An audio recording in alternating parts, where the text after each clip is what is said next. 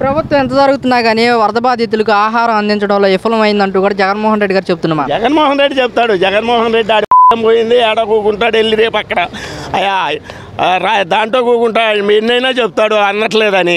అన్నట్లా ఇప్పుడు ఈ బజార్ ఉంది, ఈ బజారే వెళ్తారు అన్నం ఇచ్చుకుంటా, ఇక్కడ కూకున్న వాళ్ళు అందరూ ఎత్తుకెళ్తారు.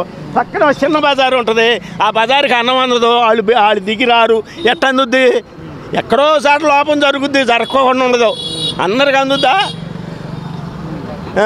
ఏదో ఇక్కడ మునిగిపోయిందంటే, దేశం మునిగిపోయిందంటే ఆర్డర్ తీసుకున్నాడు లండన్ తెగటానికి. దేశం పోతే పోయింది నాకు ఉండి గుడిసి. వరద బాధితులకి ₹1 కోటి సాయంగా చెప్తున్నానని చెప్పేసి కూడా ఇవ్వటం చెప్తున్నాడు. ఆయన ముఖ్యమంత్రి చేసుండి సిగ్గున్నాడు ఎవడన్నా చెప్తాడంట. ఆయన ముఖ్యమంత్రి చేసుండి ₹1 కోటి నేను సహాయం ఇస్తున్నాను, ఎవరికి ఇవ్వాలో తెలుసా అని అడిగితే ఇక్కడ ఉన్న 10 మంది ఏం చెప్తారు? ₹1 కోటి ఎవరికి ఇవ్వాలి? ఆయన ముఖ్యమంత్రి చేశాడుగా. ముఖ్యమంత్రి ఎవరికి వెళ్తాయి డబ్బులు? ఆ డబ్బులు ఎక్కడికి ఎవరికి పంచి పెట్టాలి? మరి సిగ్గే ఉంది. ఆయన చెప్పాడు 1,00,000 అంటాడు, 1 కోటి అంటాడు, 10 కోట్లు అంటాడు. ఇచ్చేదా చచ్చేదా అది? మరి ప్రభుత్వం ఎంత జరుగుతున్నా కానీ ఎలాంటి వరద బాధితులకు పరిహారం ఇంతవరకు ఏం చెప్పట్లేదని చెప్పేసి కూడా జగన్మోహన్ రెడ్డి ఆరోపిస్తున్నారు. ఏం చెప్తాడా? అసలు వడ్డెక్కంది, వడ్డెక్కలేదు.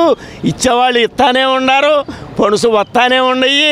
అవి ఏమీ రాకుండా ఎక్కడ మునిగిపోయిందో ఎక్కడ తేలిందో తెలవకోకుండా ఏమి ఇస్తాడు ఇప్పుడు? చెప్పు.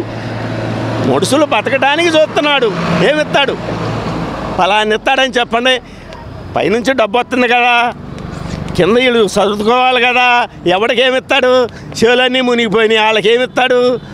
ఇవన్నీ వచ్చిన తర్వాత లెక్కలు. కానీ ఇప్పుడు అసలు మునిగినోళ్ళు ఒడ్డు ఎక్కలేదు, ఇంకప్పుడు ఆడికి ఏమిస్తాడంటే ఏం చెప్తా?